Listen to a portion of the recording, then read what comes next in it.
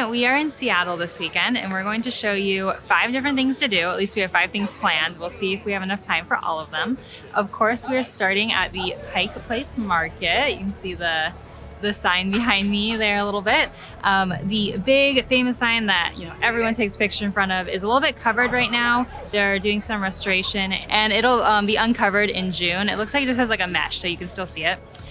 This is of course one of the most famous places in Seattle. It opened in 1907 and there's tons of famous restaurants and you can get fresh produce and fish, and we saw tons of flowers. So it's a really fun place to just wander, and we are gonna find somewhere to eat as well.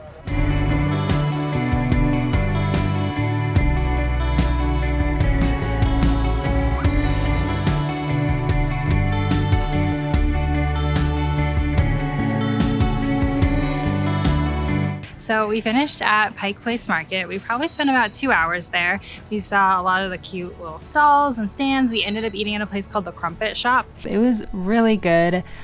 Kind of a good brunch, breakfasty place. Some friends recommended it and we really liked it.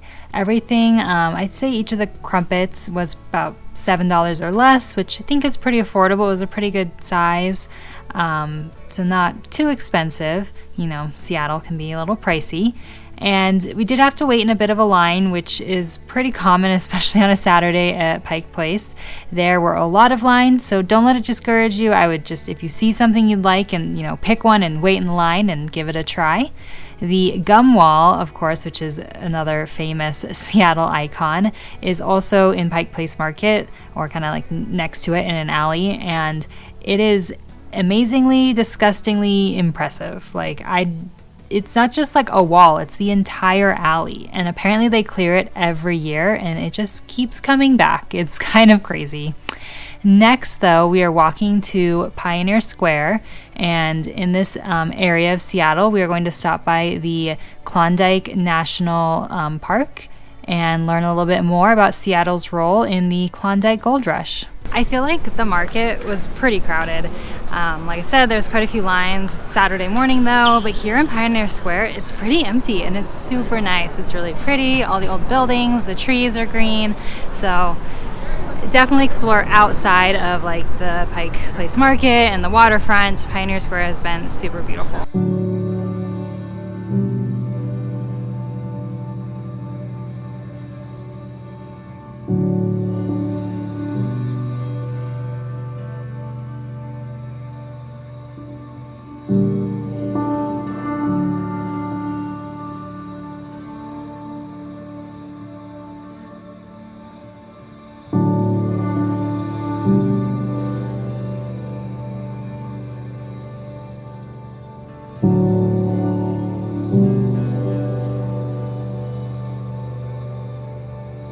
We are downstairs in the national park. It's in this historic old hotel that was almost destroyed in the earthquake and that they've repurposed in this national park. It's really interesting because the gold rush actually took place in Canada and the Yukon, but Seattle was like the main port city where everyone that was trying to get there came through. So it really played a big influence in Seattle's history and making it such a established city. And so we actually watched like a 20-minute video when we got here and it was super informative, really helpful. It really summarizes everything that you see here in the National Historic Park, or I think maybe it's a historic site. Anyway, it is called, the video that we saw is like called Race to the Klondike. It was really good.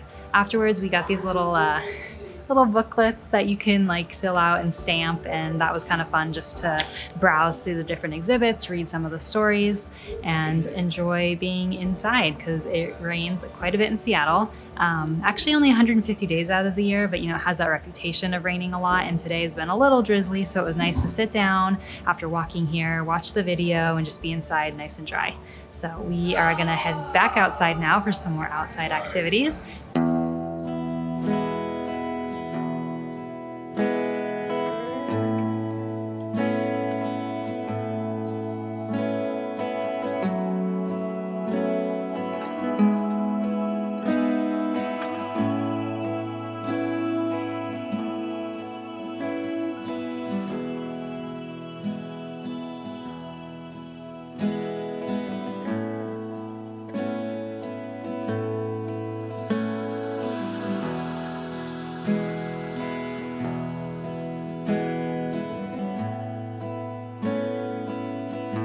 So we left kind of that downtown Seattle area and we're now at Washington Park Arboretum, which is a fancy word for a tree garden, I believe. And it is raining quite a bit now, but this is a beautiful, huge park. It's 230 acres and there's just tons of trees. And if you love trees, you may know more about them. There's supposedly some rare trees here. What's really cool is you can go on the website and print out a map, depending on what month you're coming, that shows the highlights of what's blooming. That way you can try and park by that area. We did not park near that area, so we had to walk a little bit to see some of the really cool trees that are blooming right now. It is a fun way to get out in nature, but still kind of be in Seattle, away from the touristy area, and we really enjoyed this stop. It's free, you know, on our trend today of free things to do in Seattle, and definitely worth driving out. It's about 15 minutes from kind of like Pike Place Market and the pier.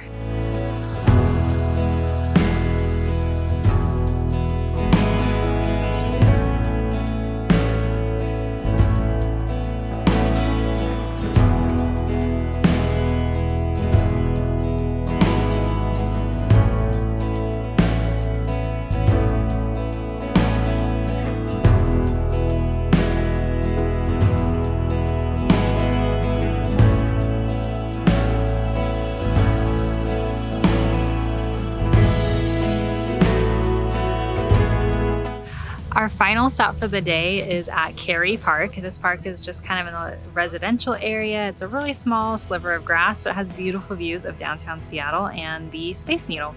Since we didn't go to see the Space Needle at the bottom or at the top or go inside, because it's kind of expensive, we figured we'd get some cool views of it from this park.